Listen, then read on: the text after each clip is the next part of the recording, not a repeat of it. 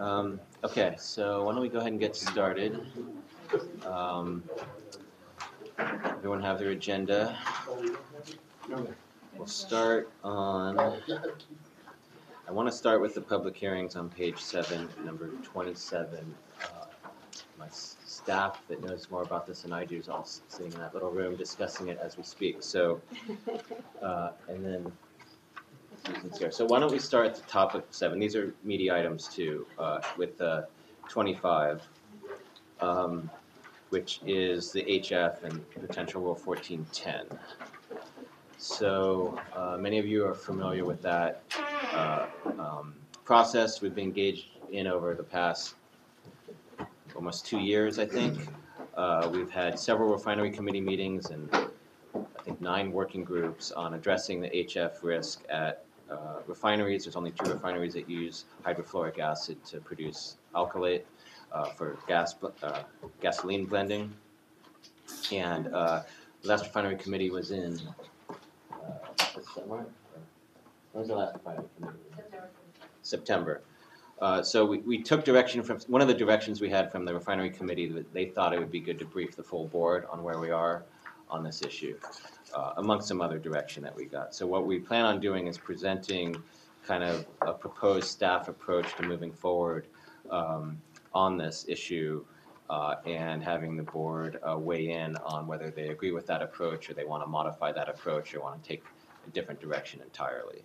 So it's not a rulemaking, it's just an update, but it does have an action item that the board can vote to actually, if they choose to do so, endorse the direction that we're taking, and then we would potentially launch into a more formal rulemaking process. But again, we'll be presenting with staff's proposed approach based on what we've heard from all the stakeholders and what the refinery committee has told us over the past couple years. So I don't want to talk about that proposed approach here yet because it's going to be in the presentation. It's going to be at the board. But if anyone had any questions on this, happy to address them. Significant testimony, right? Huh? Significant testimony. We expect significant testimony. There's already been some activity in that direction. You have no hint, you won't give us any hint on what the proposed approach is? Well, it'll be in a presentation tomorrow, and we haven't finished that presentation. So in general, you heard us talk about performance standards. You heard the committee talk about options for MOU or a rule.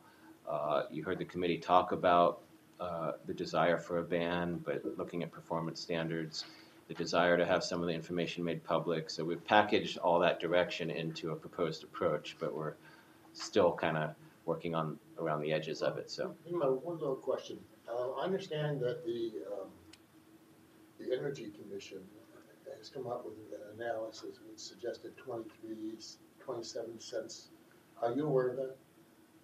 So there's been an employee of the California Energy Commission that presented at one of our working group meetings that claimed that there would be an increase in gas prices of something like that, 23 cents, with the assumptions that both refineries would shut down because of our rule, and the assumption, and all those assumptions were based on the increase in gas prices when the Torrance refinery went offline unexpectedly because of the explosion.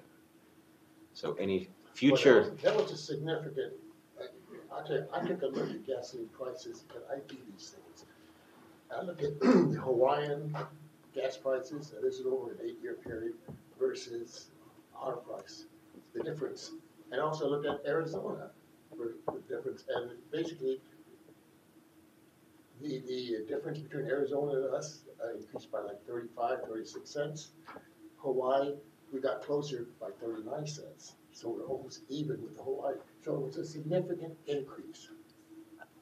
I'm not going to argue the intricacies of gas pricing in different states. I'm just telling you what his conclusion was based on. What I'm wondering about is, have you included that type of information to the board for their consideration? The board has heard that, yes.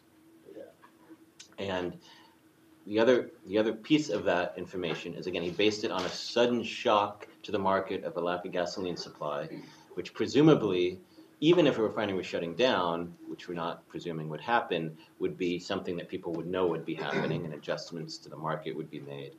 The other thing is that presentation was presented by someone from CEC, but the whole presentation was developed by a consultant to the refineries. And no one else at CEC has endorsed that. They had no idea their employee was presenting that when we checked. So I'm not saying it's wrong. I'm just giving you the facts around that event when he made that presentation. So you're suggesting that part of the presentation would include banning modified hydrogen fluoride? Part of our presentation? Yes. Yes, because that's what the committee has directed us to look at doing. But I mean, staff is not taking a position on that? We're not taking a different position than the committee has directed. Perhaps more severe. I didn't say that either. We tried to develop an approach based on all that feedback we've received, including the committee direction. So, I don't. But you see, let's just assume. I don't want to belabor this, but just let's assume that one person from the Energy Commission and the consulting staff is correct, that there would be a significant hit on gasoline prices, which would result in a significant hit for a lot of working people out there having to pay the increased cost, which would just be another thing. So I'm just suggesting that maybe staff should take a look, have a balanced approach. We will do a full socioeconomic analysis that includes impacts to gas prices, impacts to the economy. That all has to be done. We're required to do so. I just want to mention the other side of it is that HF is a pretty dangerous chemical, and if there was a significant release, as there have been some close calls, I mean, the implications are pretty devastating. So it's definitely a balance, and we want to make it as safe as possible, but it's not. There's another side. There's another way to look at it other than just gas prices. Okay. A possible risk, which is probably Well, it's a policy decision our board will make. That occurring, but okay. So everything will all get laid out when the rule ultimately comes to the board, and it will be a huge decision for the board to make. And they'll have to weigh all the different factors. And, staff will be very upfront about risks, about consequences, about costs, job impacts, all the CEQA analysis, so. Both ways, please. Yeah, of course. So, Please do. but this be a tough rule for the board to consider. With safety issues, has staff met with OSHA on safety issues with secondary containment issues? Has staff contemplated what their point of view is on that? Is that part of the presentation? I think early on. Yes. we had been. Yeah, we've had 2 interagency meetings with EPA and Cal OSHA, where Cal OSHA did some visits at Torrance Refinery looking at their mitigation. And we discussed that, and we discussed the modified HF with them too. Okay, when was the most recent meeting with OSHA? You said there was 2 of them. When was the most recent one? I can't remember, but it's Maybe 8 months? 8 maybe months like ago? 6 to 6 to 8 8 months months ago. And just a second question is the staff presentation report going to contemplate what future technologies are going to be available, when those technologies are viable, what the studies show on how those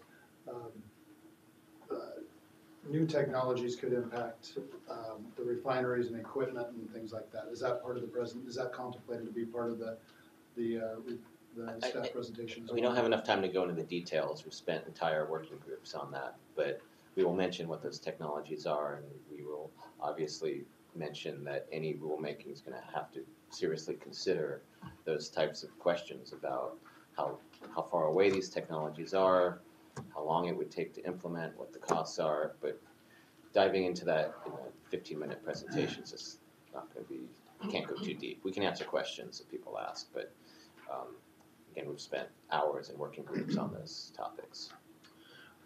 And finally, there's been wide disparity on, if there is rulemaking, what the dollar amount that it would cost the refineries to implement such a rule. Does staff feel pretty comfortable with some kind of determination of what that final dollar amount would be to bring the refineries up to that level? One refinery has given us cost estimates. Their cost is based on a switch to sulfuric acid. Their cost estimate was about 600 million, and then potentially another 300 million if they were going to regenerate sulfuric acid on site versus having it trucked in. We don't have any estimates from the other facility, but we've looked at that cost estimate, and there's a disparity. I wouldn't call it super wide disparity. We think that there's some components of that cost estimate that aren't integral to that change out. Like they've included some other equipment that can be reused and things. Our initial look at it thinks instead of 600 million, it may be closer to 300 million. It's still a lot, but again, we have to dive into that deeper when we do our socioeconomic analysis, and we will. But if the board doesn't even want to go in that direction, then we wouldn't have to do that. But that's what's been discussed at the working group. No, that would be the Torrance probably gave you that information. Valero, though, is this not true that their footprint may not be large enough to accommodate that type of activity? There's additional challenges at Valero. Is it a challenge they can possibly not meet? Well, which would suggest that they might I think when you not operate. when you look at our approach, we're trying to be cognizant of all those different factors and provide options and pathways. So without going into detail, when we talk about performance standards, what that means is that there are certain levels of safety that need to be met, and how the facility meets them is their option. So one way to meet them could be to phase out MHF, and then there may be other options as long as they can show that those standards are met. So one facility may decide the best way to meet those standards is a phase out, the other one may decide the best way to meet those standards are additional mitigation measures or other types of things. So that's what we mean when we talk about performance standards, where become technology neutral and essentially put the burden on the facilities to prove that they're meeting a level of safety that our board decides is a level of safety that we need to achieve.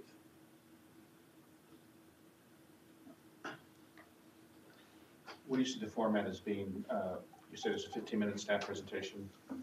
It's looking longer. Yeah. Might be 20. So the format then is that we'll open the public hearing and staff will make a visit. Are we going to have any industry folks speaking at all?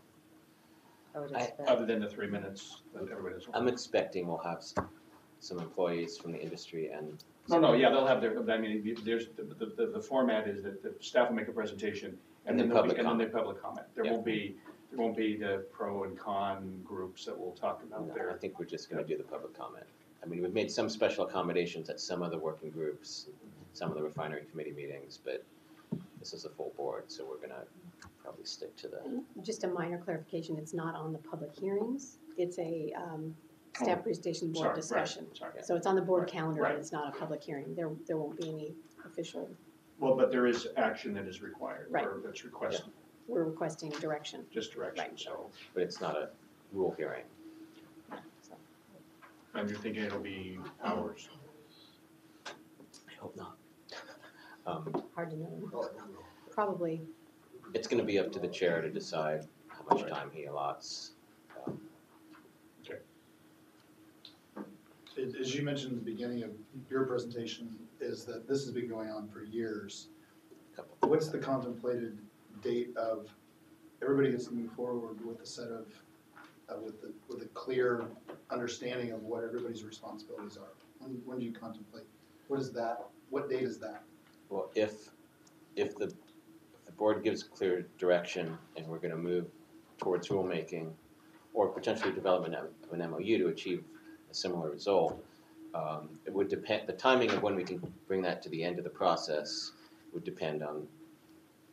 obviously depend on the content. But if there's a full rulemaking kind of with what we're look at proposing, it's probably gonna be another 10 months to a year. We'd have to go through CEQA.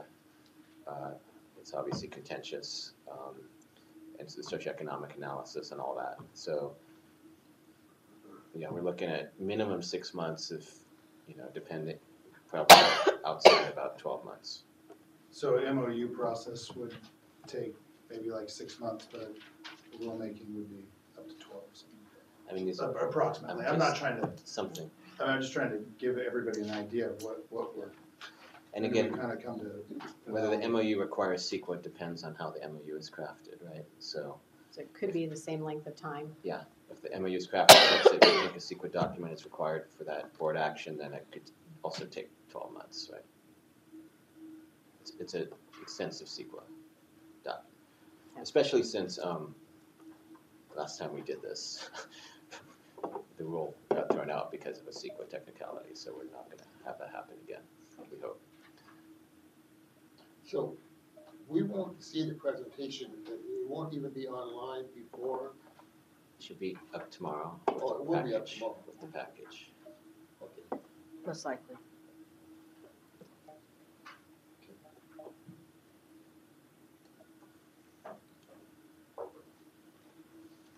Any other questions on that? Have you guys heard about busloads of people coming or anything? Haven't heard, if you have, you heard? I haven't heard specifically, but there has been, I do know that the refinery lobbyists were active in Sacramento this week. That's all I know. On this issue.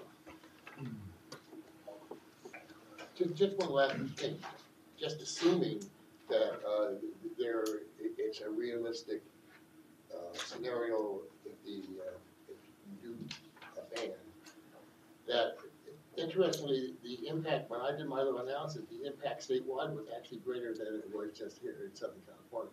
The entire state was impacted by that ExxonMobil incident. Okay. Any other questions? Okay, well, just think, we'll continue down this page. Lockie, you wanna, Lockie here, Amir? Reg 13. Oh, this is Reg 13, sorry. This So is that is Susan. in- And it is in, yeah. yeah, Yeah. it's a status report, sorry. So It's another, everything's fine, is that the report? This is not the reclaim, I was reading it twice. This is not the reclaim NSR issue that we're also working on. This is an annual report on a current NSR program. Any questions? Okay, Sarah, you might as well come sit up here. So Rule 1403, is our asbestos rule. Some of you may have been involved, some of you may have not. This rule hasn't been amended for about 12 years. It's a very complex rule. And there have been, over the years, some uncertainties and different interpretations of the rule. And so we opened it, we wanted to amend the rule to provide clarity to the regulated community, to our enforcement staff, so everyone knows what the requirements are, and we can, some of the the disagreements that have occurred can be straightened out. So we've had, but again, we weren't necessarily changing the rule, we're changing the meaning of the rule, we're changing the requirements, we just wanted to provide clarity. So since we've opened it up, a lot of issues have arose, and there's kind of like two main categories of stakeholders that have brought up things. So there's the utility companies have had a series of issues, and then the general kind of contractor community and the asbestos consultant community, that the broader universe of people affected by the rule, have also brought up some things. So, I mean, it's a very complex rule, and we could take hours to dive into the details of the requirements. I will say overall, and if there are questions, we will dig deeper, is that on the general community, on the general contractor community, and on the asbestos consultant side, there's a lot of comments we're getting here and there about tweaks they'd like to see. Some of them we can't do because our rule needs to be at least as stringent as the federal requirements in the NESHAP. There was other comments they've made, and we've made some small clarifications. And also as part of that, we've come up with a whole frequently asked questions document that'll be a living document to really clarify what the rule requirements are. And we posted a version of that online, but as we keep getting questions, we keep adding to that. So there could be some comments from that community on making it more stringent here, making some relaxation here, and we've tried to clarify current practice as much as possible so everyone understands what's required. On the other group of stakeholders that have been involved are the utilities, and their concern for the last several months has been for emergency situations. They don't want to put any life at risk because they're waiting on us to approve an asbestos job, and there's requirements for notification and then waiting periods for us to get inspectors out. And again, so they had some concerns over that. I think we've addressed all those concerns. We have changed the rule to allow different provisions for them to move quickly, quick notification without having to hear back from us, and other provisions that allow them to not have those situations. The last thing we want is like anybody to be, in danger because they're waiting on an AQMD inspector to come out to buy off on something. For the utilities, are we dealing with asbestos that is underground? Yes, but Sometimes. exposed when they're doing the work. Well. Not all. They do have buildings. They do have other structures. No, but their concern is the underground stuff? Their concern was, they have general concerns like everyone does, but their main concern that we think we've addressed, there's another concern I'll mention in a moment, but their main concern through this whole process was emergency situations, right? And that they cannot afford to have a delay. So we've added provisions to the rule to streamline that. Like a transformer blows and they have to go down, that type of thing? Like a pipe is broken. A pipe is broken, a gas leak. And then Wilshire Boulevard shut down Yeah. because they can't Or drive. Or they've dug something up, they find something that needs to be addressed immediately, and there's an asbestos concern, they can't wait for a 10-day notification, I right? think most of that asbestos is not fireable if it's underground. It's still considered asbestos-containing material Well, regardless. I understand, but it's probably not having. It's not as dangerous as friable, but But it even can under be the made niche. friable, and it Yeah. can be made friable when they go through the excavation process, as well as whatever work they have to do to I provide. think the full agenda. So it's actually a comment on item number 1. So you want to wait on this. Or we can just give them the option. Okay. If he wants to do it. So just to complete the thought, but there were those concerns. I think we've addressed them. We've worked with the utilities over the last couple of months. So last week, another issue came up that hadn't really come up before, and it was for non-emergency situations, but for small jobs. And it gets a little technical about rule requirements, but we've been working very closely with the gas company, and I think, we're coming very close to a resolution on that with some additional rule language changes, if we can get them all together by tomorrow when the package is due. So it's been really good progress and a lot of meetings over the past week. We think we've come to a good place. Again, if we can't, then we'll have to consider what we're going to do in terms of timing of bringing this to the board. So it could be continued to. I think we hope not, but again, I think we're, Because at the Stationary Source Committee, that's what it indicated that they Yeah. should probably continue it, but you think you might have. I think we might have. It's a new issue. It wasn't the same issue that we had been hearing all along. So it took us about a week to narrow in on precisely exactly what the issue was, and once we did that, we think we have a solution. So I'm very confused about that other issue, and not from the staff standpoint. I met with SoCal Gas, and they articulated this concern, and I actually thought it had been addressed. And so I had a phone call with staff, and staff pointed me to the section that I had thought was there, and it seemed to address completely. And I was fairly satisfied that their issue was addressed, and then somebody from SoCal Gas came up and expressed concern, but they weren't specific in what their concern was. So I'm totally confused, and now hearing from you that there are actually more role changes are needed.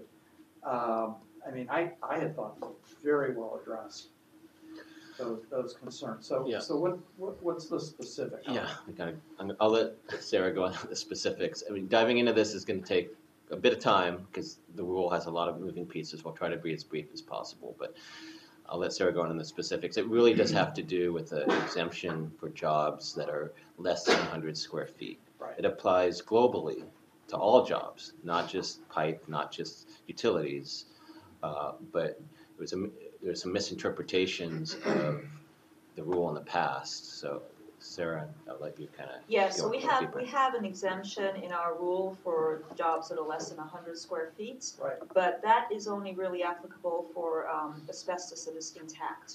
So once asbestos is disturbed, if it's damaged, then we require what we call procedure 5, which requires notification to us, approval by us, and then send back. And that's regardless, there's no threshold for that. We made some adjustments in our 2007 rule regarding those procedures, and in our staff report, very clear that we never considered any minimum threshold for cases where the asbestos is damaged. And it's because of that issue that we talked about, where now it's friable or it can be made friable. There's a lot more risk associated with it. Gas company and a few others were not, there was a misunderstanding, didn't realize they were subject to those procedures. And so, there was some concern about that. We think we've reached a compromise position with them, which would allow them to be able to work on these jobs and to be able to do these small jobs quickly, but still provide us with the notification that these actions are happening, the assurance that the appropriate procedures are being used, and that the asbestos risk is being minimized.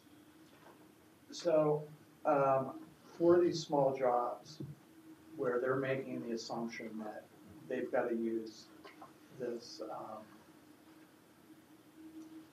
this procedure that's, for friable asbestos, which they said they're doing anyway.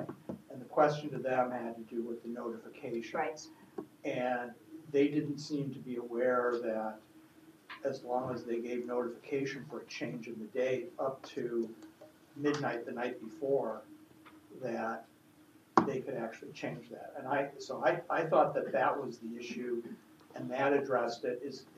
Did it not address it? The bigger issue is the notification in general, because of the volume of small jobs that they do, that they express that that's an administrative burden to them. What we're looking at is an approach where if we get the information we need, where can we streamline or minimize those administrative burdens? And so we think we have a position that will be helpful for that. But that was the big issue for them, is just the fact of being able to notify. And I think one part of that was also the confusion that we're only requiring the notification in the case where you go down, to tie in a bunch of houses into the gas line, and for some reason the asbestos wrap around the pipe is not intact. If it's intact, you can use a procedure that doesn't require notification. If it's not intact, that's when we need notification. And so it should be a relatively small proportion of the jobs that they do. We hope it's a small proportion of the jobs that they do. So we think that, working through that's a path forward for us to have, still get notification, but not require that they hold up and wait 10 days to be able to proceed with the job. So they give you a list, though, many months ahead of time of the 150 to 200 jobs that they do a day, according to them. Isn't that sufficient for notification, as long as they've given you the date, and then if any of the dates change, letting you folks know by midnight the night before? I could probably let compliance speak more to what they actually provide us. I do know that they have what we call pre-approved procedure 5s on Right. file with us. Right. And so that's one of the ways where we can expedite review when we get a notification, and why we feel comfortable turning that over quickly is we know we have documentation on file, knowing how they're going to handle these situations when they encounter them. Their issue is that they weren't doing that for the small jobs, and now they realize they should be doing it for the small jobs. And now they're realizing it operationally that doesn't work for them, because they don't, they'd be they have 200 jobs on their list, and they don't know which one they're gonna do on which day, so they can give all these 10-day notifications or more than 10-day notifications, but it changes so frequently that there'd be a high volume of these reschedules every day. And so the solution we're looking at is this assumption that they're assuming it's disturbed before they start digging is what triggers all these requirements. But if they make a different assumption at the beginning and then they find a problem, then something else gets triggered, then you've eliminated, most of that operational administrative burden. And only if you find disturbed material, then something else kicks in. So that's what we're trying to do. Okay, and We and do this have- is all done electronically too, correct? Well, I don't. Our All the notifications is notifications electronic, is yes. electronic. So we think we've worked it out and we've talked to them, and their gas company expressed to us they think this is something what they need to see the language, they need to work through it, but we're working hard today to resolve everything. So we do have 2 requests to talk to this group on this issue. Okay, and just one comment. I've seen this rule move from beginning to end, and I Sorry. thought that having folks that have been involved in enforcement really help things, and I just thought it was really terrific, and the changes that were made sense on both sides of it. I just thought this was like a real good model for, rule development. Not that almost every rule is, but this was real good. So my compliments to staff that worked on this. One question, what is the impact to our resources with this rule, if it's adopted? It actually, there's some streamlining that'll actually help our So enforcement it won't staff be more result in efficient. more- Yeah. And second question, when during the notification, I'm trying to understand, does someone go out and take a look at what happens when you say there's some asbestos that's loose or whatever, does an inspector go out to watch them do this? I mean, what happens? Well, when they notify us, we review the package that they send, and so there's information with that, including a survey, and so they have to survey the site, which has a description of the location of the asbestos, its condition, the types. Are these on, you saying 100 to 200 per day? Yeah. So they're notifying you on a daily about 100 to 200 jobs per day? No, they're not. But they're not. So if I can step in, so I'm sorry, I don't have my name plate, but I'm Terrence Mann. I'm the Assistant Deputy Executive Officer for Compliance and Enforcement, so I'm the number 2 in that division. So they don't automatically have to notify. So for these under 100 square foot jobs, one option is they can come in, the gas company or utility can come in, they can dig down to the pipe, and for these small jobs, if they see it's intact, no problem, they can just take care of it. There are procedures written into the rule. This is called Procedure 3. You don't have to get in the weeds, but it's adequate wetting. They can just handle their problem, replace it, fix it, whatever. The issue is if they run into broken pipe or some issue, then there's that 10-day waiting period that kicks in. They have to submit a Procedure 5. That's the standard process. We're working with them to shrink that time. So if you envision like the long-term plan they have all these jobs lined up. They don't want to have to stop for 10 days here and pull a team out. So we're working with them to cut down that time, and we have guidelines and ways we can do it. With respect to, so there's no notification for that first option. The second option is a notification, but we're trying to shrink the time. With respect to when we respond, we receive thousands of notifications, and sometimes they're very straightforward. We know the abatement contractor, the individuals who are doing the job, and we know when we should be concerned or not. So we prioritize them based on, if we don't know the player, one, but more importantly, what's close by, right? If it's a school, if it's near a sensitive receptor, so it's near a daycare facility or a hospital, we put those at the top of the list. And that's the way we respond. The simple answer is no, we don't have the resources to go to 28,000 of these. But, we do our best to hit the really critically sensitive ones. When you say shorten the time window, what are we talking about? Because 9 days would be shorter than 10, but 9 days would probably still pretty unworkable for the utilities, I would guess. Shorten it is probably the wrong term, so thank you for correcting me. We are changing probably the classification of this, of what it is. And I want to caution all of you that the term emergency is going to come up in these discussions in front of the board, maybe public comments here. An emergency is not an emergency for this rule. It's a legal term. we are expanding the definition of emergency under federal law and under our rule to get beyond that, to get below that 10-day limit. And basically, the entity submits an emergency request for a cleanup, and depending on how time sensitive it is, if it's just sort of your average thing, it can wait a little bit. But if it's time sensitive, they know they call us anytime, day or night, 7 days a week, goes to the phone, our supervisors will know, and then they will start the process of review. It is not unusual for us to deal with one of these from, 11 p.m. to 1 in the morning on a Sunday night. And we will turn them around, and I can say, within the last few months, I was notified, I think I was in one of these meetings and someone notified me that we turned one of these around for a utility in 15 minutes. So from 10 days down to that. I don't want to promise that kind of time frame on every job, but it is much less than what it would be in the scenario they're concerned about. And again, it's only for those jobs where you dig down and you find something unexpected. So you thought the pipe was in okay condition and you dig down and it's not. So who determines the emergency? Is it the district, or is it the utility, or is it letter of the law? So, And is that specifically written into the rule, or is it just kind of figured out on a case-by-case basis? so that's a great question, and it builds on my comment earlier about what an emergency is. Here's what we have. We have basically two concepts, two things. One, if it's an immediate threat to health and safety, what is the actual imminent threat? Imminent threat to public To health. public health or safety, so it's a term.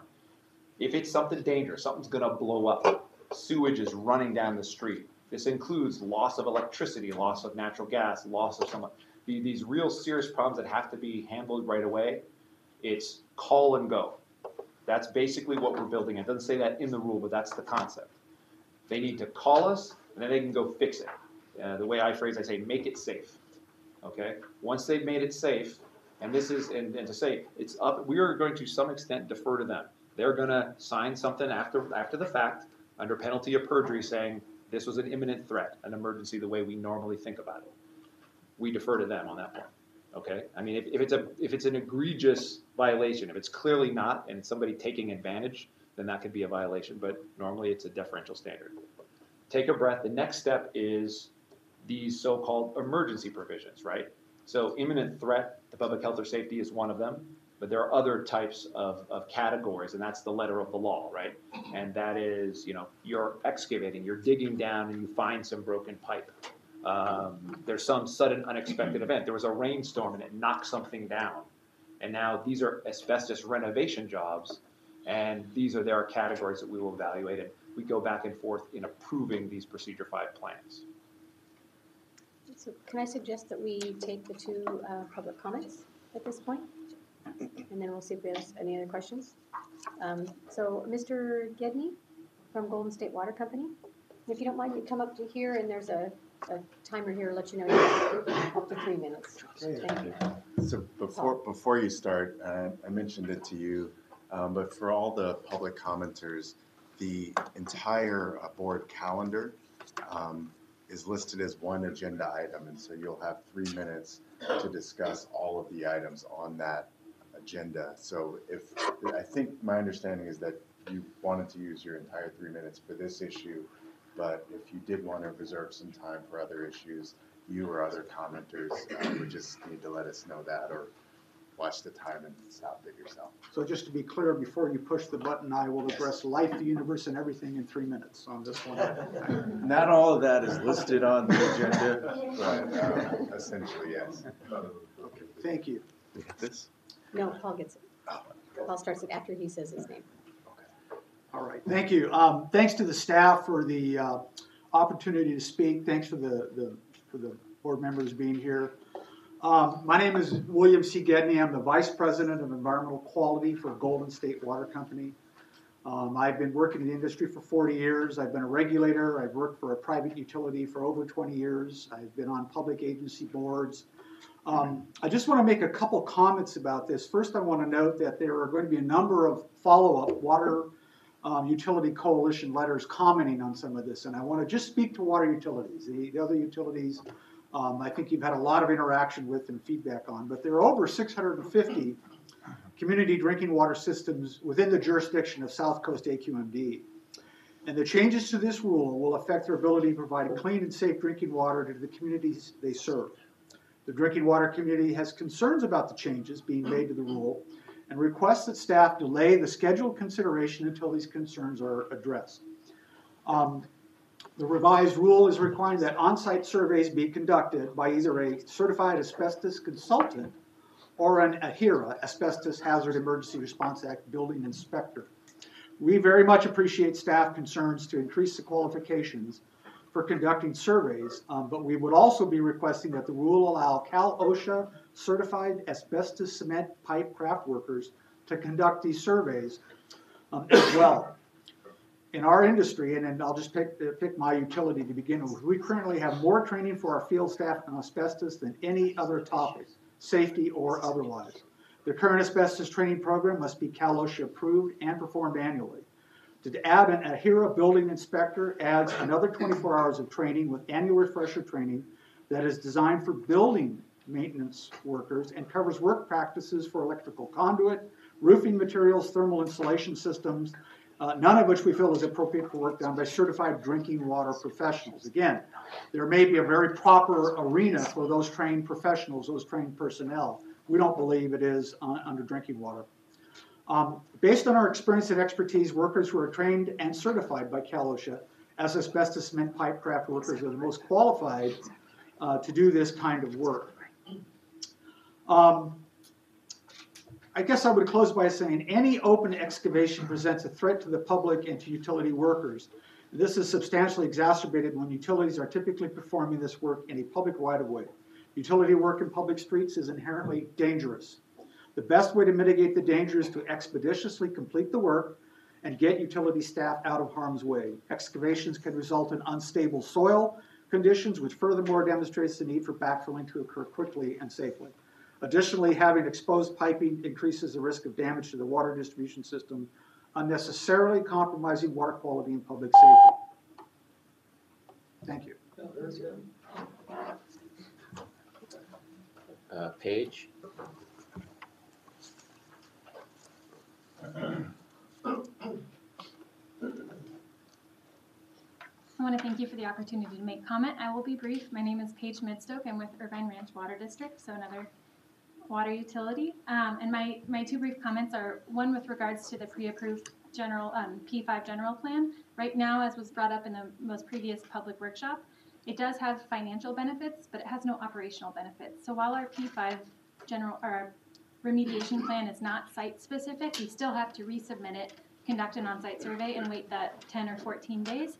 And the goal that we'd like to get to as good actors who work with, we have 1,000 miles of AC pipe, so we work with this pipe on almost a daily basis, is to have an annual pre-approved plan, which exists, but have it have some sort of operational benefit so that we don't have that 14-day wait period. And my second comment is with regards to the survey. Under NESHAP, you are required to conduct a survey of all ACM work, but that survey until now has not needed to be on site. We don't think that that's necessary, especially because under these new P5 plans with the new amendment, there is the option to conduct a survey without actually digging the hole in the ground, so you're not even inspecting the pipe, which is the ACM. So we would like there to be a provision and an exemption for on-site surveys. Thank you. Thank you. I guess we could respond. I'll let Sarah respond, but some of the issues that the first speaker brought up are new at this point. We have not heard them before. We look forward to the letter, but we can't really respond in detail because all we have is this testimony at this point. But go ahead, Sarah. We actually made, one of the changes we made to this rule at the request of stakeholders was to allow for different types of inspectors who are employed by the particular company to do these inspections. And so the gentleman mentioned, Cal OSHA certified for asbestos cement. That's a new certification that I had not heard before. I think it's something we might have been amenable to talking about because we are looking for places where we can make changes that make some sense and still remain protective. Just a little late to make major changes when our package is due tomorrow. But Have we coordinated, this rule with Cal OSHA to see if there's overlapping or anything like that? Or if the Cal OSHA requirements would make this, some of this unnecessary, because their concern would be the safety of the workers, which would of course lead to hopefully making it a safe operation versus us getting involved. We have looked at the Cal OSHA rules. In many cases, the OSHA requirements are even a little bit more stringent than what we require because they are looking at a different endpoint. They're looking at worker protection and worker safety. And in asbestos world, workers are more heavily exposed than people in just the ambient environment. We're not seeing any redundancy or overlap or, I guess redundancy there. We think that there are distinct requirements, but it is something that we took a look at.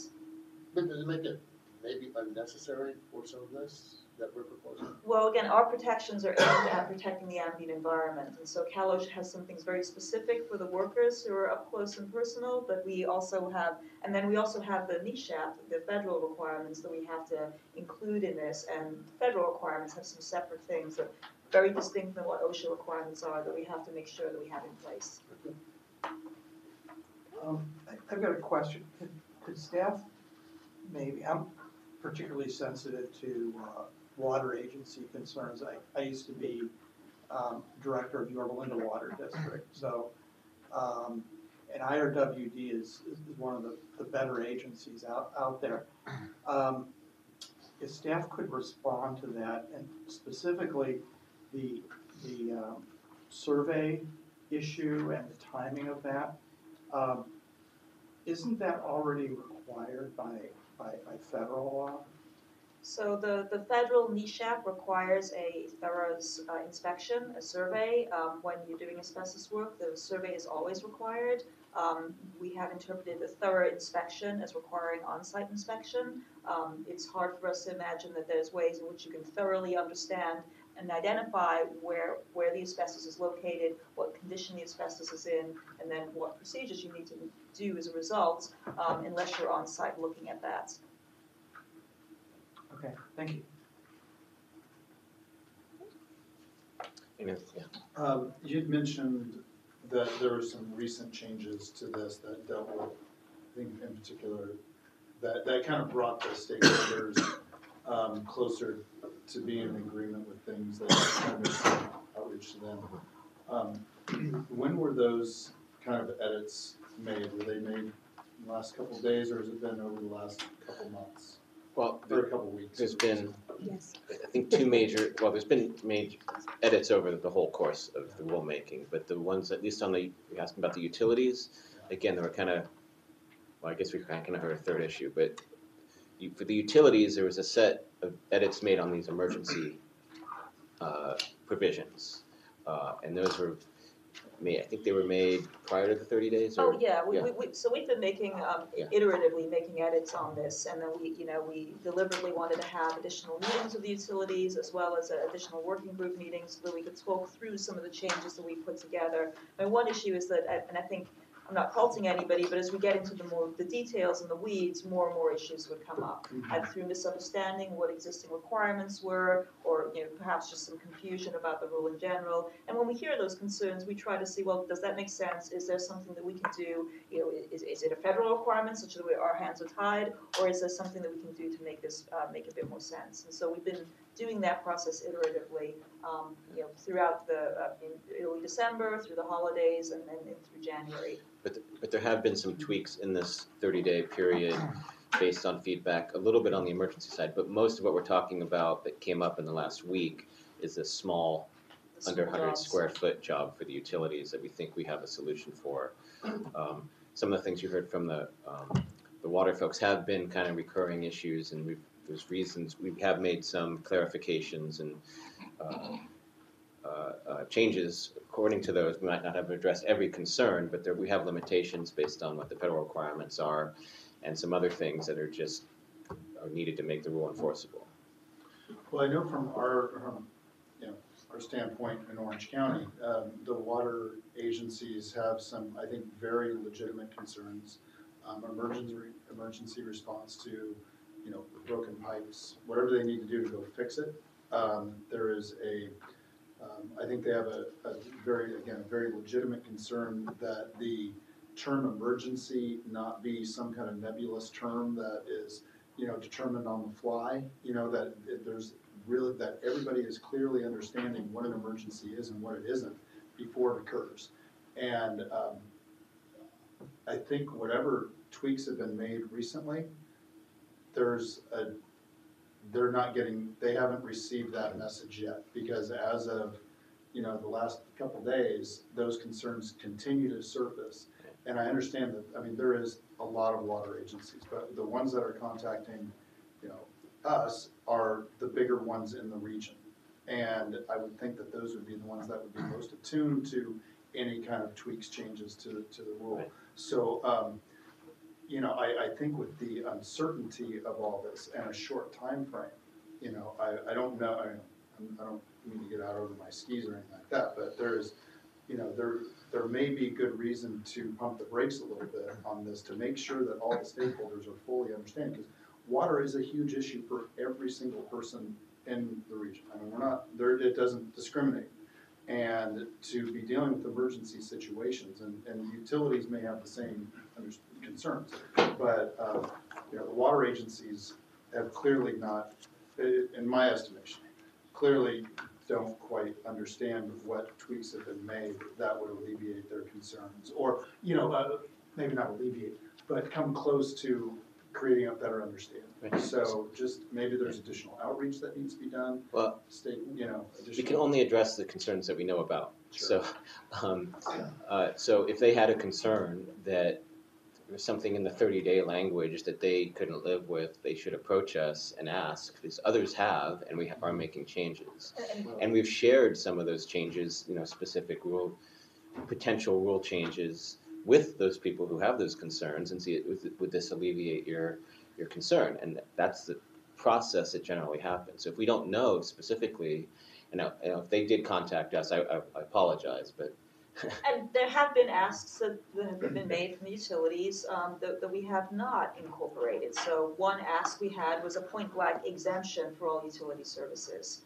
We know there's risks associated with asbestos work. It didn't seem appropriate that you would have a complete exemption just for utilities, but it does seem very appropriate that we take pains to clarify what we mean by an emergency situation, such that there's no disruption in service, because we understand it's a very serious thing. If you're out of water, there's all kinds of problems with that. But we don't want to be the blockade to you getting that work done and getting the service restored. Why not exempt utilities and water agencies?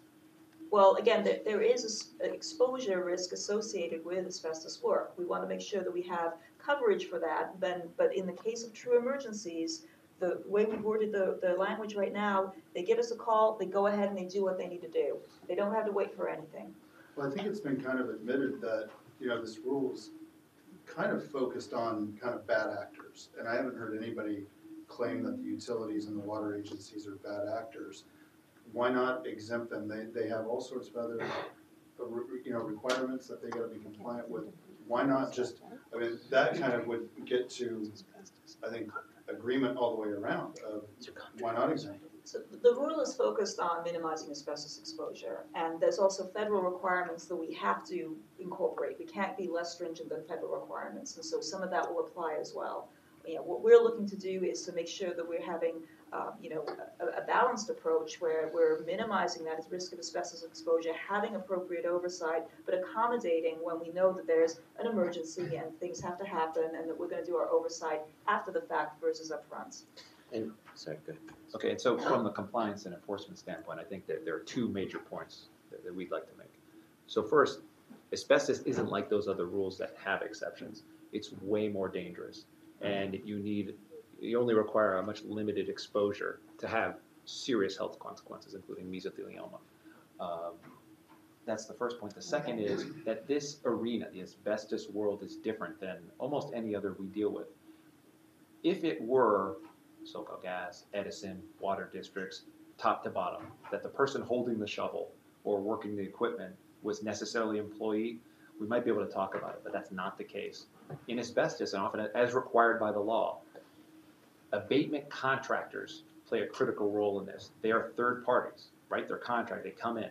And we've had meetings with utilities, and they've said, hey, I know what you're talking about. I've had to chase a contractor off my property or off my job because they didn't know the rules and they were doing things that were dangerous. And we said, exactly, that's why we need oversight. So it's really not just the utilities. We're never just talking about the utilities in a vacuum. We're always talking about these contractors and third parties.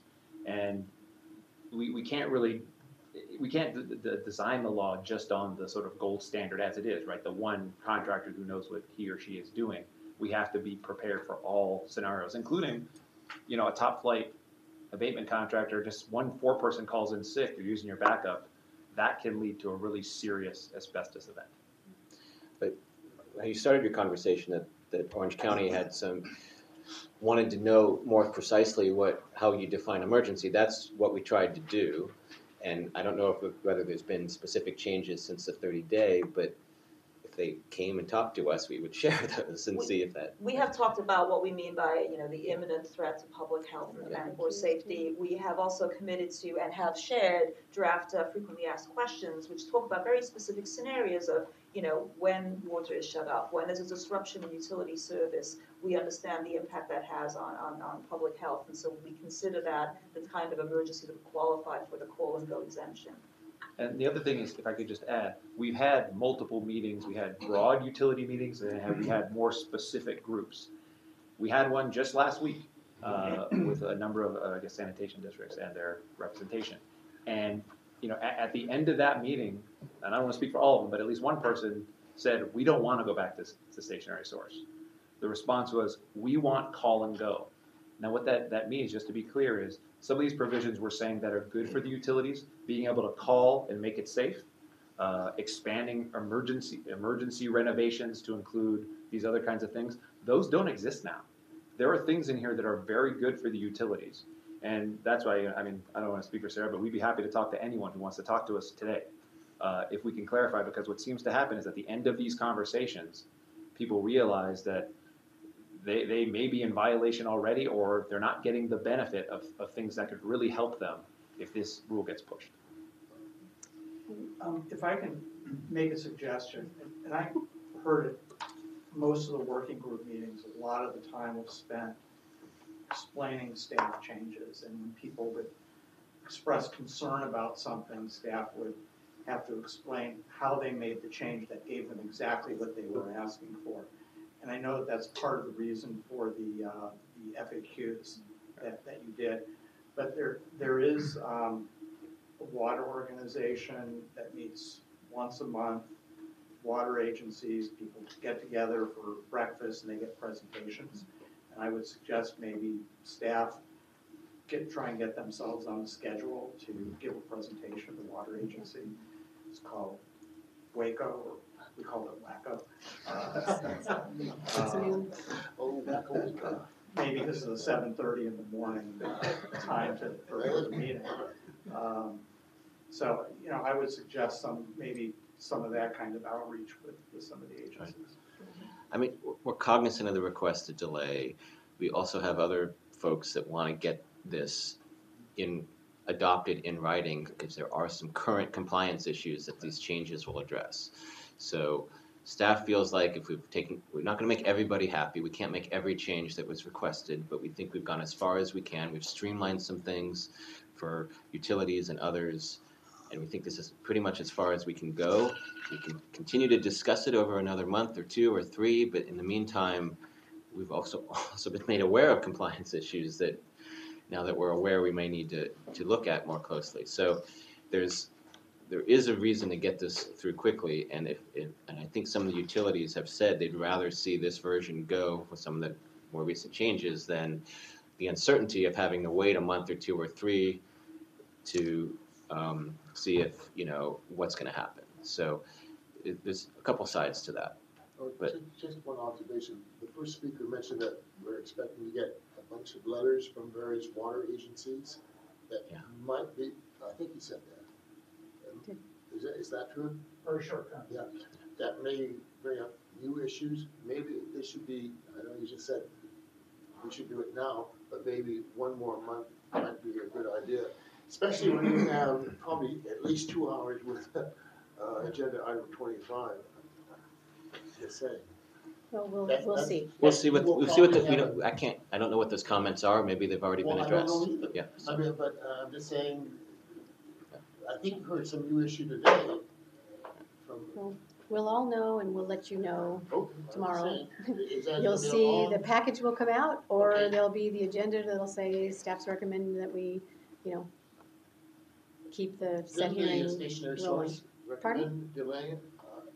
It was on the Stationary Source Committee agenda, and under public comment, the item was not agendized. Under public comment, there were a number of speakers, and because the item was not on the agenda, it was not appropriate for the committee to give us specific direction.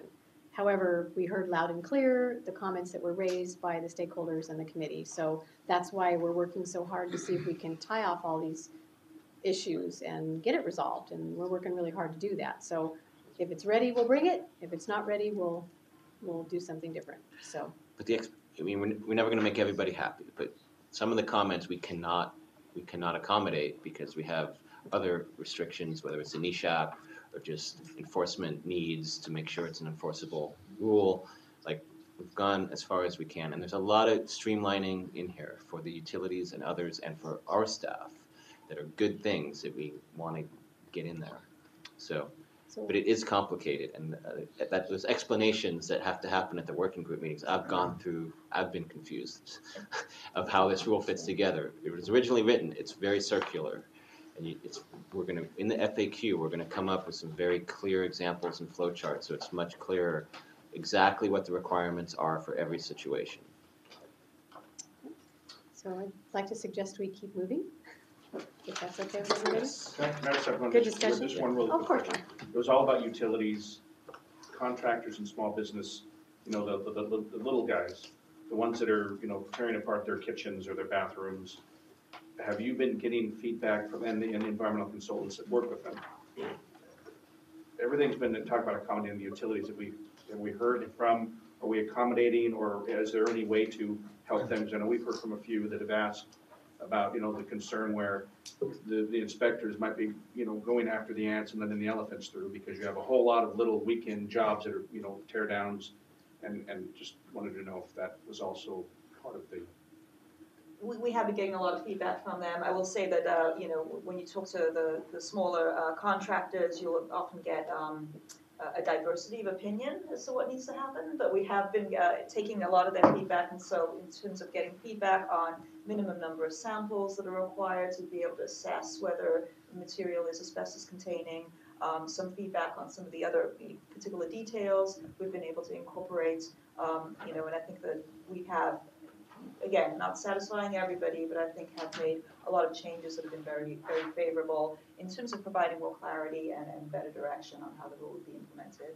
So I know there's some concern expressed that there might be, if we make them too strict, that it's gonna drive the small weekenders further underground, which would make it harder for the enforcement guys to know about We it. got some really good feedback about the at least the notion that there's probably a lot of non-compliance with existing rule requirements, and that we need to do at the very minimum additional outreach and perhaps even outreach with county building departments, et cetera, who are issuing permits for work that would involve asbestos work.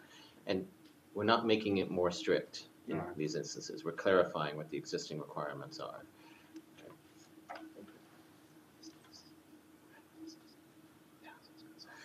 Okay,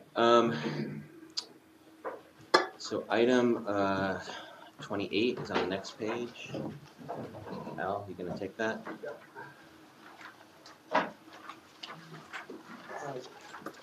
Thanks, Tom. Hey, good morning. My name is Al Baez. I'm the program supervisor of the Best Available Digital Technology Group, BACT Group. And we're once again proposing amendments to the BACT guidelines. This will be the third time in the last 3 years we are updating the BACT guidelines, as the guideline is a living document that continually evolves with new technologies are identified or permitted. So this time, our focus for the amendments before you would be on parts A, B, C, and D of the guideline. That includes the policy and procedures for the minor and major source, in addition to the layer, lowest achievable emission rate, which applies to major sources, and minor source BACT. Let's see, the amendment process began early last year, where we held 3 separate public back scientific review committee meetings, in addition to one 30-day comment period, in which we address comments received on our proposed updates to the guidelines.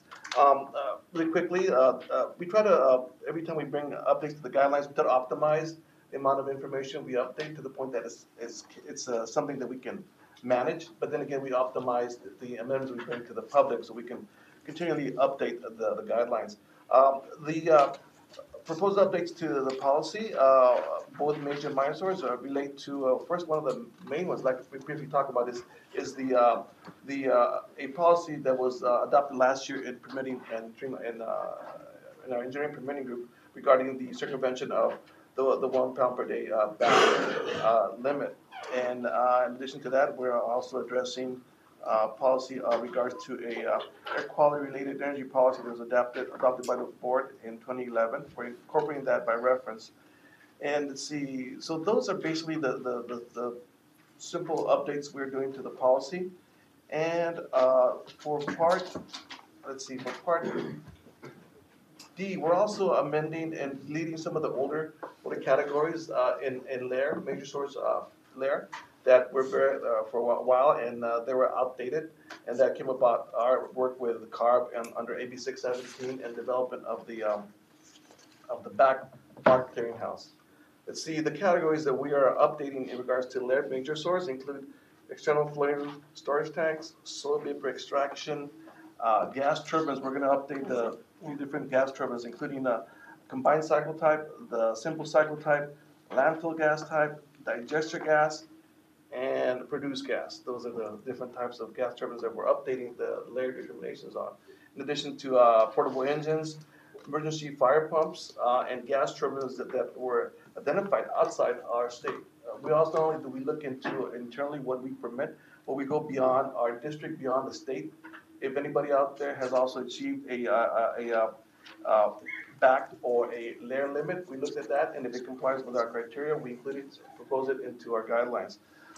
For minor source backed, we are updating the thermal oxidizer use down to 30 ppm NOx. That is a lower than the current Rule 1147 requires, which is 60 ppm burner only NOx. We're proposing down to 30 ppm. That's based on actually achieved in practice operations that we identified. So we're doing that. For the other categories, we're either updating or correcting those categories. Those include fryer defat, composting, boilers that are between 20 and 75 million BTUs. We're looking at process heaters also, graphic arts, spray woods, engine stationary emergency engines between 100 and 175 horsepower. And also several categories that we're updating to be consistent with the existing Rule 1147. That's a rule that applies to NOx, many NOx generating sources. And that rule in essence represents, to some cases, back some of these older categories. So we're updating our current back categories to be consistent. In other words, back will be in compliance with Rule 1147. In addition, we're also updating our back scientific review committee charter, specifically the reporting of that. That's administrative change that basically clarifies at what point we'll bring proposed updates to the Station Resource Committee once those proposed updates are presented to the public, and then go through a 30-day comment period and brought back to the Station Resource Committee. And finally, we're also, as we try to do every time, making the guidelines more user-friendly. We have the guidelines online, and we strive to make the experience of the public and the regulated community better by adding more links that make, for example, somebody wants to find out what is back for their piece of equipment. Well, now we have the link that they just type in type of equipment they have, and they'll go directly to either a major source or minor source back. That sounds good. Are there any issues with this? Have you heard any issues? controversy? Oh, controversy. Well, no, I mean, the one thing is, these are all achieved in practice technologies. Issues is, of course, folks want us to consider other technologies and that to include in back, and right now we're managing the ones that we are proposing. But as far as issues that cannot be done, no. I mean, other technologies we're proposing, they either have been achieved in practice, they're cost effective, so they meet the definition of layer, which is major source, or if it's a minor source back determination that we're making more stringent, is because we're following state law, and we've proven that it's commercially available, cheap in practice, and cost effective. So You might get one or two people to stand up, because we had a couple in Stationary Source that said, this is great, we're doing it on an annual basis, could you look at this category or this category? But in general, it should be relatively straightforward. We try to address the most, like prioritize. I mean, I wish we could do everything under the sun, but it's only, we try to do a priority as far as the most demanding technologies that people are concerned about. Thanks, Al. Questions? Just a question about that last comment. BACT is, when you issue a permit, it's supposed to reflect BACT and supposed to be case by case. That's for major source. So if a permitting engineer is taking it from the BACT guidelines, but you haven't done everything in there, don't you end up with a permit that's not compliant with state or federal law? In fact, It's not tough enough? our guidelines, our guidelines are not all encompassing. We have a caveat in the policy that says whenever that situation comes upon, let's say you're a process engineer and you get a piece of equipment that's nowhere to be found in any category, whether it's major source or minor source. The guideline says in that case, the process in determining BACT goes back to whether if it's a major source or a minor source. Our district has different criteria in determining BACT for a layer. Layer has to be first been operated, permitted for 6 months, achieved in practice, and source tested. Cost is not much of a criteria for major source. For minor source, it's more restrictive. The minor source has to be been achieved in practice for a year, and then similar commercial available, and then the other very strict requirement is cost effective.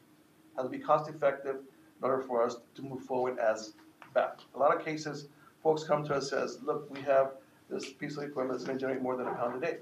But here is also a cost effective analysis that shows it's not cost effective for us to add this additional control, which by law we cannot force them to use as BACT.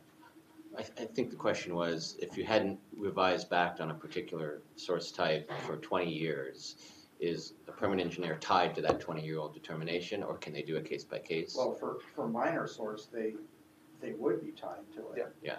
So that puts you in, if you haven't done every different category, that does put you in the position of issuing permits for a source that really should be controlling to a much greater extent. But if they can show that they can control it to a greater extent, and it is also cost effective, then they can make that case that yes, it can be considered. Well, but that's not their responsibility, that's the district's responsibility. Yes. So kind of an interesting thing too, just on a side, I mean, this is our BACT process. We're also really involved with the state under AB 617, and they're putting together a BACT clearinghouse. So everything that we've done to date and all these updates will go into the state database as well. And so I think our districts will all be doing a better job of getting those determinations in. Even the case-by-case ones will get posted on there. So be another resource for folks when they're permitting. And the one caveat is that different air districts have different requirements. Like where in the state, we're probably the most stringent. Somebody with a piece of equipment in Shasta County up north would have different requirements than us down here. Well, And different cost effectiveness thresholds. Yeah, exactly. and different permitting levels Okay. and the whole bit. So, any other questions on this one? Thanks, Al. Okay, so we're back to page 2. I'm going to go quickly, I think. So, anything on the minutes? I don't have it yet, I see here. Assume none. Real quick on, we're setting hearing for a whole series of rules here. There's been a couple recent changes to law at the state level and at the federal regulations in terms of noticing, in terms of modernizing noticing requirements. A lot of the older noticing requirements are all about snail mail to everybody.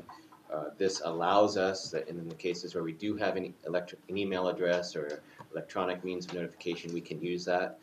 So all these rules are where we have those strict snail mail requirements, and it will allow us going forward to use email, at least in the cases where we do have it. There has to be a large effort to collect more email or other electronic notification methods to be able to fully realize the benefits, but there could be a pretty big cost savings to the district. Some of our mailings are in the tens of thousands of dollars when we have to do a particular rule amendment that affects all permitted sources. So it'll take a while to collect all that information, but rather than doing both, which is what we do now, it'll be one or the other. Any questions on that?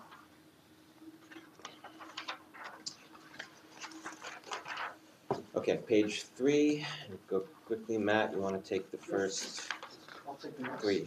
four. Four. The first one is a research project that is being proposed by the University of California National Coastal Research Center to co-fund a study on producing renewable hydrogen through electrolysis. They'll be looking at 3 different models for how different strategies for doing that.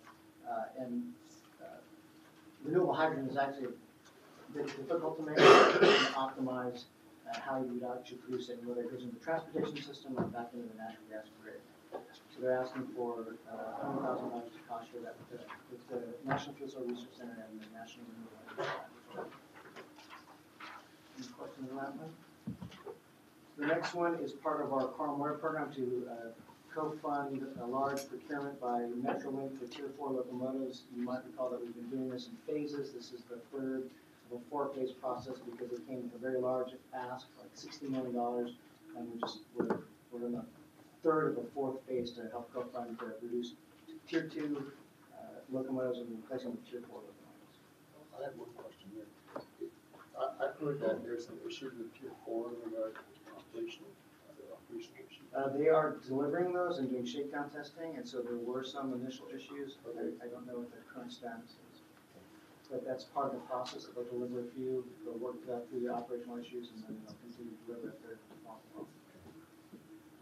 The next one is something we've been before the board every year. It's a membership in the California Fuel Cell Partnership. Dr. Parker is our board member that sits on the executive board. This is our annual membership fee. And again, the intent of this group of government, industry, and other stakeholders is to really promote the use of fuel cell vehicles and hydrogen infrastructure. The final item I have is a demonstration project. So we brought this before the board in 2017. Unfortunately, the refinery that we were going to use has decided not to go forward with the demonstration project for a low-NOx burner. So we've come back to the board. We found a different location. This will be at World Oil Refining in Southgate. And so it's asking for the same amount of funding. We're split funding $220,000 with the technology provider, ClearSign, and also the refinery. To test the ultra low NOx refinery equipment.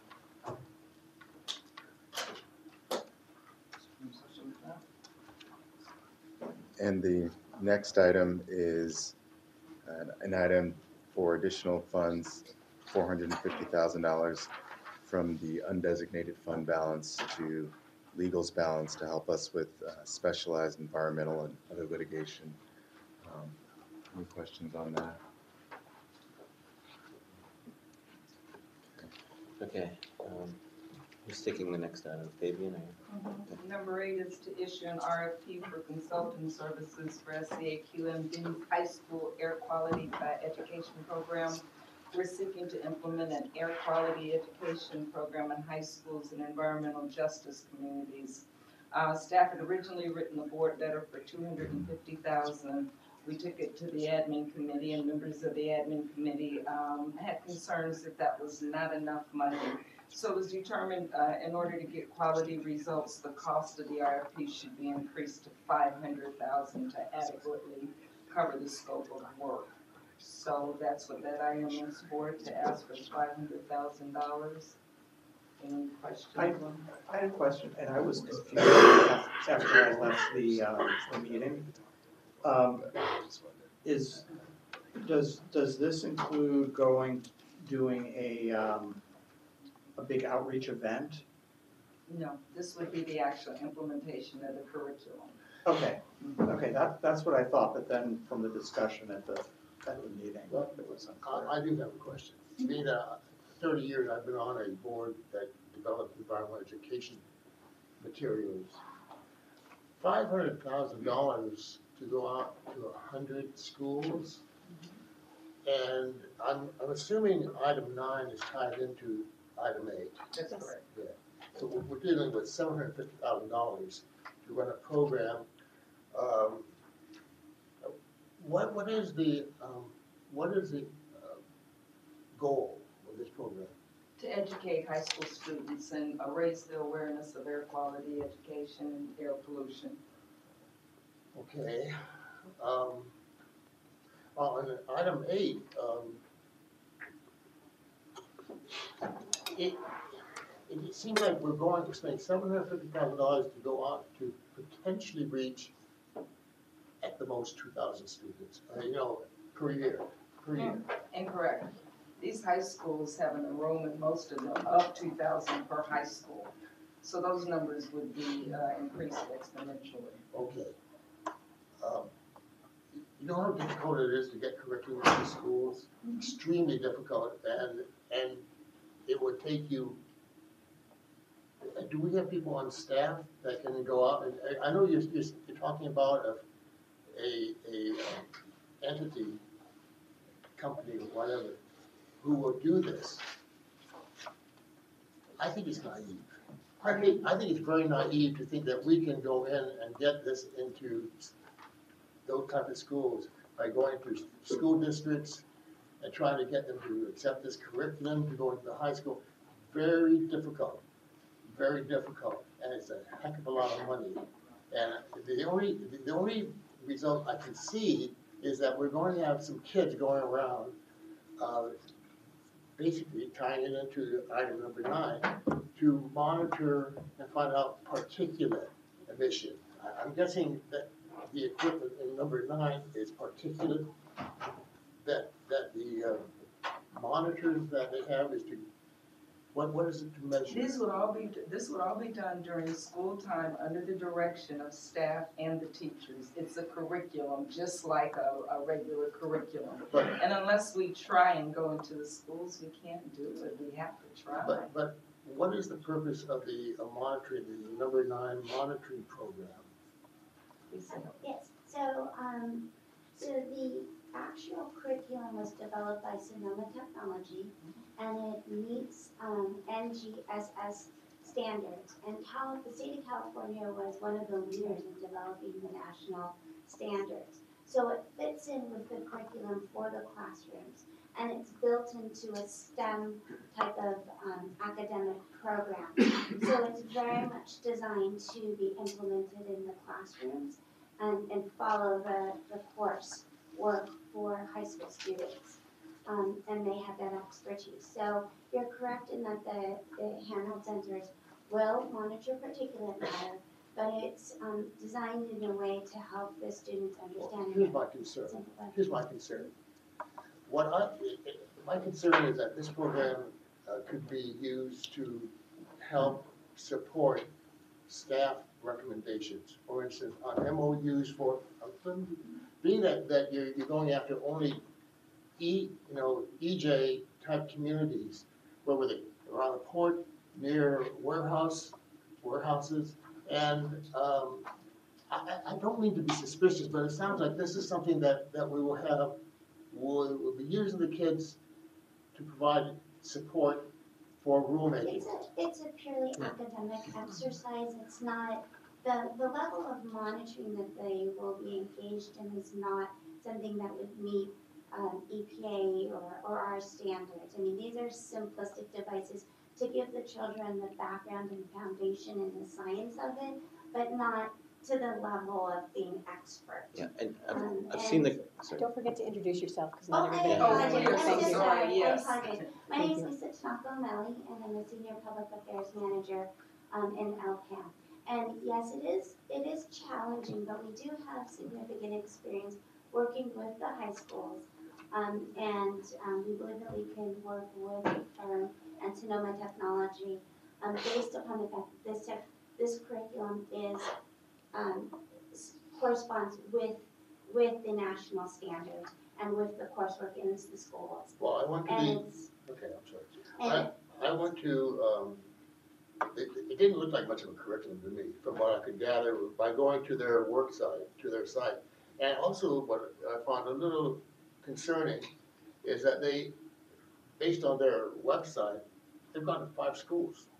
We're asking them, assuming that we can get into these 100 high schools, there are 100 schools. So Sonoma Technology provides the curriculum kits for us, and the other RFP would be to work with a consulting firm with broader experience. And they would be developing the curriculum? So we would be taking the curriculums from Sonoma Technology. Part of the agreement would be that they would help us customize it for our air basin and to brand South Coast AQMD. And then the separate RFP would be to work with a consulting firm to help us implement it into Well, for the $500,000, it would be helpful if the board could see what that curriculum is right now. So the $500,000 is for the actual implementation. I believe it's like $276,000 for the kits itself.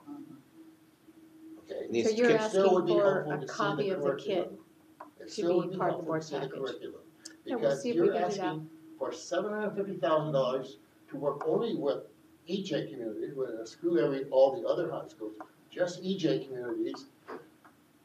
So we'll check, Ron, because I'm not sure if we could actually take the whole kit and put it in there, Well, because is there this may be a some trust Friday.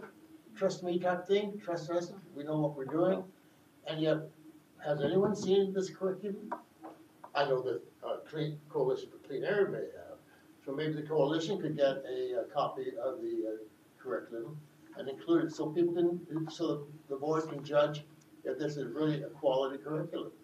So what I'm hearing from your comment, Ron, is that at least you're not comfortable with the amount of information. You haven't looked at the I'm board letters suspicious for this, of this so. curriculum. Okay, we hear that. You Let know, me take a look at the I board tell letters you, and for see 30 if years, there's anything we we've can had add. our curriculum developer develop it, and they would have teacher advisory groups going through the curriculum, they would test it in the school, and I guess they've tested it, but what I'm seeing is that they would go around, basically kids go around making measurements, okay? I've seen it, it's much more than that. Well, if And- you've seen it, let the staff, let the board say. We'll see if we can do that, but I want to know, the 276,000, those are for kits that can be reused over and over and over again. So it's not like it's going to be a $750,000 program every year. Oh, no, I understand that, but I know how tough it is to get it. Let me give you an example. We have gone, I work for the Think Earth Environmental Education Foundation, which has done all kinds of awards. We put it online. We go out to teachers, and teachers will use it, but going through the school district, entirely different thing. I think we're aware of the challenges. I've also done curriculum development, It's do tough to science get into education. schools. It is tough. We have a head start with this because it's already been approved in many schools, it's been tested in many schools, and the idea is to get the right people in place to get it through that school process so we can actually implement. So that's what we're trying to It's do. been tested in many schools, but when I go online to that. Well, you know, some curriculum is proprietary and some is not. So not. No, but they give their success stories, and they say it's been tested, done in 2 schools down here, 1 up in Sacramento, 2 in Taiwan, and 1 in New York. Okay. That's all I see. We hear you. Thank you for the comments, and we'll take a look at the Okay. board letter, see if there's something that we might be able to shore up Big chunk of to money. add that. You Understood. know, if I can just comment on that, the staff came in with a much lower amount in terms of a proposal, and the stationary source committee gave staff specific direction to, was it admin? Admin, It was yeah. admin. They all run together. But admin gave special direction to staff to increase that amount, and further directed staff that they would be very upset if they found that the money was just going to places like Beverly Hills High School as opposed to people in EJ communities. So that came specific direction from the admin committee. And obviously, it's a board decision, whether they fund, and if they fund at what level, so. Okay, that was 8 and 9. Did we cover 8 and 9 together? I think so. I hope so. Number 10 is just the monthly MSRC awards that Mayor McDonald is going to share. the mix of natural gas filling stations, EVSE charging, et cetera. Okay, any questions on that? Any questions on the receive and file items on page 5? Just one quick question, is there gonna be any kind of update, because I anticipate there might be a question asked about the status of the efforts for the sales tax initiative, if there will be any kind of. It's not on the agenda, is it? Yeah, it's not a specific agenda item. I guess to the extent that it was discussed at Discussed the in ledge, yeah. ledge It was, committee, yeah, it it would was, be that's there. why I mentioned here on 11, if it Yeah. would be, I just didn't know if there would be any kind of update on that. I mean, if it's on the agenda, I don't know if the ledge item has that specifically It is. listed out. So it could be a subject of discussion there. Okay. Well, under the LPAM report, they'll talk about the number of meetings that they've Yeah. had with people Right. for the sales tax initiative, but not, it won't be real current because it's the last month, so, But there is the ledge committee I report just too. said there could be a Committee. possible right, request for on the status of that, and it might Okay. fall under that item, so, or whichever. Way. okay. Probably either one, yeah. Agenda item number 15, Yes. that was in the packet for us to look at, so could you tell us what changes were made? Putting me on the spot and Susan left, so I'm trying to What she remember. knew? Huh? She knew. Wait for tomorrow. Okay. I was in China for a week, so that was getting finalized when I was gone, so I don't have all the details. And I haven't seen it And yet, so. your lungs are still intact. You should go to Shenzhen, there's more electric vehicles there than you could ever hope for here.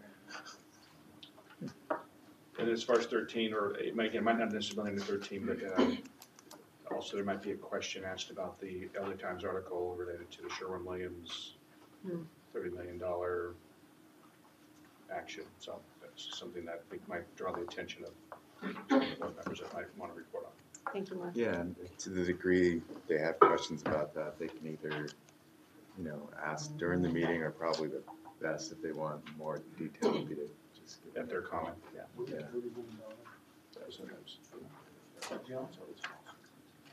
Yes, Just for your information, we're gonna be kicking off our commercial lawn and garden incentive program next week. So we have materials available if you're interested. But we'll also be doing outreach to all the local municipalities. So it's for large commercial gardeners to trade in old gasoline equipment for a rebate or buy down on clean zero emission gardening. Do the district's gardeners use some of that equipment that we're promoting? They use push more. I don't know. We had them try it at one point, but we'll find out. what our gardeners use here. Okay, don't have the right staff in the room. I think that we try to do that. But that was a previous generation, so this new generation Yeah. probably is more powerful, so we don't do that. So I don't know. CARB is still committed to a zero emission lawn and garden rule at some point in the next couple of years. I think goats would be good. Right, but the district certainly has choice in terms of specifying in its contracts. You could look at that. We'll find out. I don't know I don't remember. Okay, I think we're on to page 6 with 16 and 17. Any questions on those exciting items? I hurt Ron's feelings. Done. Any questions on the committee reports, or the MSRC report, or the CARB report? And that will complete our agenda item 1. Any other business that wants to be brought up by anyone on the committee? Hearing none. Any other public comment on anything that hasn't been discussed? No? Okay, with that, we'll adjourn the meeting. Lunch is here. Thank you all. Let's do that. Thank you, everyone.